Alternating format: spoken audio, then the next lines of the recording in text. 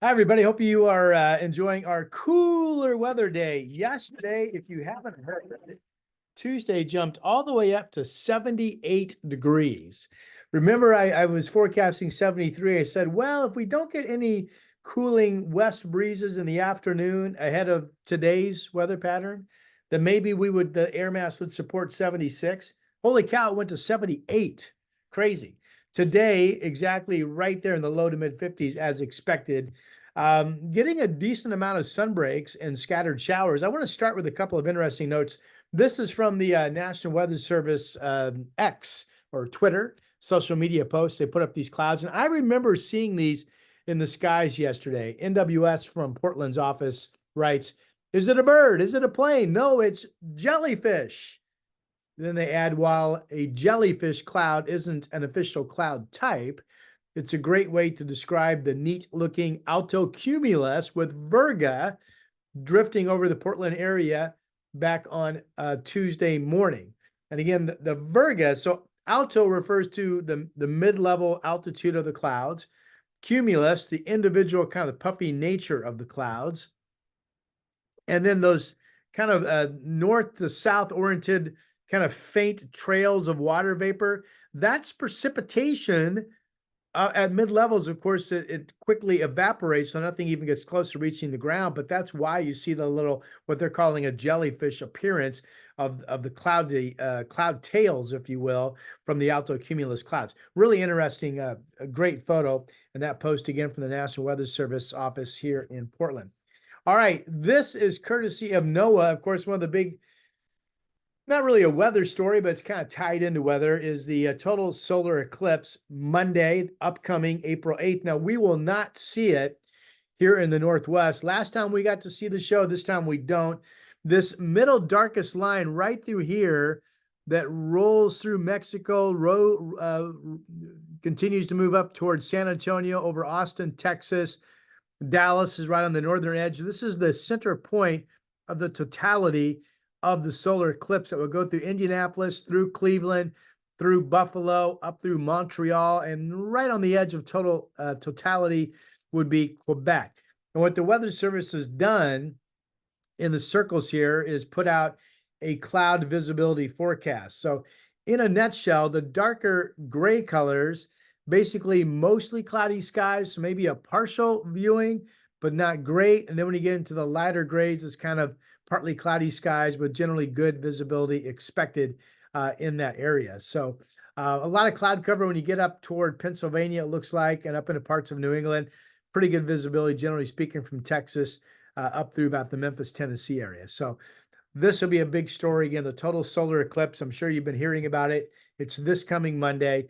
Again, from Texas up through Indianapolis, up through Buffalo, up through parts of New England, into Canada. So all eyes will be on what folks can see.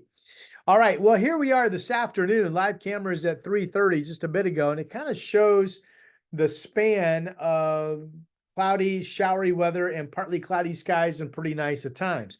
Camas Meadows Golf Course, nice looking partly cloudy afternoon. The clouds have been kind of variable in pretty much any location, which I'm sure is what you have experienced today as well. Willamette Valley Vineyards just south of Salem from the hill.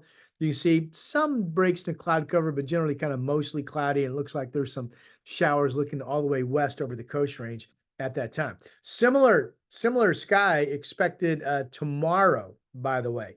Here's the setup. Cold upper level low. This is a cold low for April. This is a 534 millibar upper low. That's certainly more January than April like. Of course, it's April, so our temperatures are not going to be as cold as they would be in January if the same depth of upper low was on top of us. What's going to happen tomorrow? Here's Portland right here. So and here's the polar jet dipping well to our south. The center of this low and the cold trough is going to be right on top of Portland tomorrow, which makes the air mass tomorrow a little bit more cold. That'll lead to a little bit more unstable. Will fuel a better chance of getting some spotty downpours, maybe some hail, maybe a rumble of thunder. And it will also lower snow levels. Snow levels today, 3,000 feet. Snow levels on Thursday, 2,000 feet. Over here is lightning. Been a big cluster of lightning strikes along where the surface front has been moving in eastern and southeastern Oregon and over into Idaho. Of course, we had the front come in last night, and now there's no lightning threat, but I think there's at least a chance of an isolated rumble of thunder as we get into tomorrow. We get into some of the coldest air, but here's that low right now over the Pacific, and there is no lightning. So that could be a pretty good cursor that that the lightning threat tomorrow is very, very slight at best. Now, with that said, here's the radar coming up just after 4 o'clock on this Wednesday afternoon. If you look carefully, see the yellow colors? So that's some heavy downpours that are getting ready to move across the Columbia River and up into pretty much the Cowlitz County and Clark County line up in Southwest Washington. So I think we're going to see more increased numbers of these heavy downpours with some hail tomorrow and maybe a rumble of thunder. You can see the thunderstorms where the lightning is detected here, pretty much now mostly crossing into Idaho on the bigger radar picture. And again, let's stop right here. So Oregon's up here in the very corner of this image, but all of this is that cold air that we will be setting into tomorrow. And actually tomorrow, the lowest snow level could be as low as 2,000 feet at times on Thursday, but we're still looking at a 3,000-foot snow level with at least some showers in the area on Saturday, still a shower chance, and a 3,000-foot snow level on Sunday. So we're going to be staying cool, it looks like, at this point for this time of the year, all the way rolling into the weekend. Here's that future radar product from the National Weather Service's National Blended Model. This is for this afternoon. The steady precip where we've had the stormy skies in eastern Oregon out into Idaho. More of a scattered pattern. This doesn't show a lot of shower activity overnight time. Here's tomorrow morning at 5 a.m. Shower chance. Shows some moisture in Redmond and Bend, but not much of anything along the coast or in the valley. We'll see if that comes true. Daytime heating would absolutely increase the shower threat tomorrow. But even at 5 in the afternoon, it's not showing much of the coast, but it shows increasing showers up and down the valley. Again, you would not expect these future radar products out 24 hours to perfectly show the location or the timing of showers. What this is meant to show you is the overall scattered pattern, and realize that if it is a surprisingly dry morning, and if we open up some pretty good sun breaks in the afternoon, that will fuel the increased chance of showers starting to explode a bit and getting into some hefty downpours. I do want to go ahead and show you, let's see here. No, we've got snow. So what I'm showing you here is total snow shower activity in the mountains all the way through the day Friday. This is showing Mount Hood could get 9 inches of snow. I think that's too high, but could get 9 inches of snow. I think that would be above pass level, by the way, but good for the snowpack nonetheless. Some accumulating snow in the Washington Cascades. There's a little bit of snow in the Olympics. Some where you see this kind of bright color, that's 8 inches of snow, and some of the elevations out in the Blue Mountains. So again, all this is good for the snowpack in general. This is the weather pattern, and here we are this afternoon at 4 p.m. This is the European upper level 500 millibar 18,000 foot flow. And I'm just going to bump this into tomorrow afternoon. Look at tomorrow afternoon. Here's that cold upper level low kind of redeveloping from Oregon down into Northern California, but we're absolutely in the center of the coldness. Now notice with me, see the dark blue contour? Here's the polar jet to our north. Here's a similar height contour of a polar jet and what's a cutoff low. See how the low, the contours are enclosed? The flow pattern breaks up to the north. There's blocking ridging out here where you see my axis.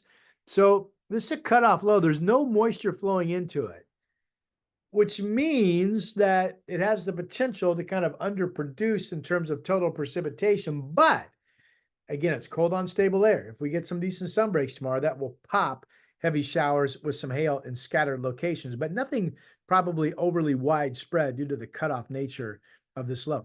This warm, look at this high out in the Pacific, 585 high. That's June, that's summertime. That's air that's going to be building in the first part of next week. We're going to jump back up into the 60s and 70s, it looks like. Let me go and play this out. So active showers on Thursday, fewer showers on Friday. Saturday, here's Saturday afternoon. See this little weak trough right in here? That's increasing showers in the afternoon, but against a weak system, we're not going to get a lot of total rain. And then Sunday, I feel like really ought to be dry.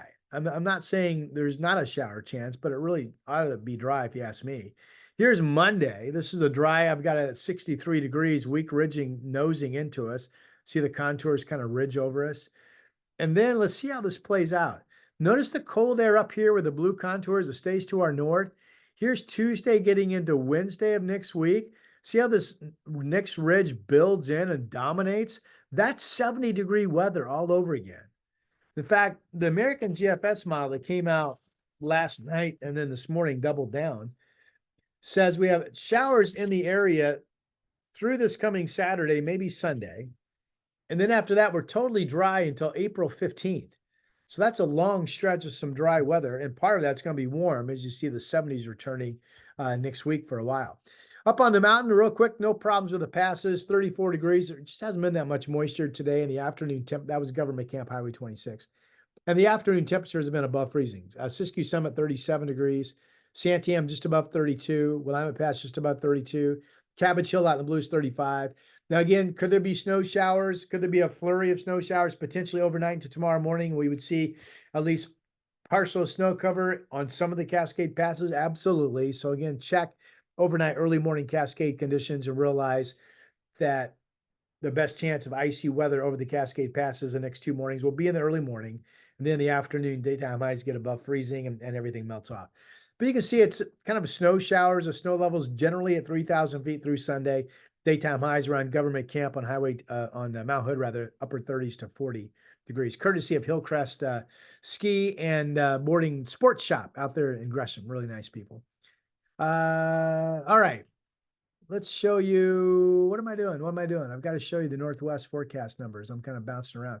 Again, this is my weather site, portlandweather.com. It's a great source, unlike other weather sites, to really give you a tour of current conditions, including the live cameras matching with forecasts. So you really get a good idea of what's going on region to region across the Northwest.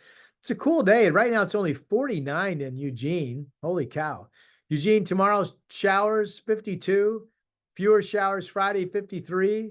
Sunday, a day that could be dry, 56. And then there's that warming weather the first part of next week. That's Eugene. Medford, only 48 right now. 51 tomorrow, showers on Friday. Lesser shower chance on Sunday. There's the dry weather around 60 on Tuesday and Wednesday of next week. Let's go up to Astoria. Yeah, showers tomorrow, 53. Could be some heavy showers at the coast, maybe some hail as well. And then slight fewer showers Friday. Showers pick up a little bit Saturday. Sunday, the showers back off. I think Monday and Tuesday are dry at the coast, and there could be some 60-degree weather there the mid part of next week. So that would be really nice. Bend, 43 right now. 42 tomorrow, 45 Friday. Snow showers mainly overnight, early morning, and then transitioning into mostly cloudy skies with an ongoing threat of daytime rain showers. Then you see the dry weather coming into next week, 67 in Bend, Wednesday of next week. Up in Seattle, what we got going, 52 right now. Similar numbers tomorrow, 54 Friday. There's the drying to take place the first part of next week. And here's my Portland, courtesy of Hazeldale Tire Pros up here in Hazeldale and Clark County off of I-5. Really easy to get to. Heavy showers tomorrow. There will be some hail in the region. Doesn't mean you're going to get a hail shower. I'm telling you that if you look at the radar at some point tomorrow, you see some bright colors, and there will be a hail shower in some localized areas. Maybe a rumble of thunder. Friday, a few showers, a lot of dry time. Saturday morning, potentially mainly dry. Showers increase with that weak system later in the day into the evening. Sunday, a day that has a good chance of being dry. We'll remind you there's a shower chance, but notice the cool weather. Highs only in the 50s through Sunday.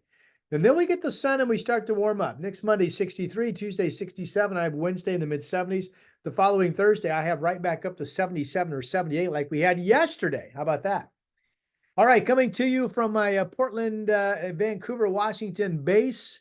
My weather site's portlandweather.com. I'm meteorologist Rod Hill. If you watch me on KGW TV, I will be back to work tomorrow morning on the Sunrise Show after taking a few days off. I'll talk to you soon.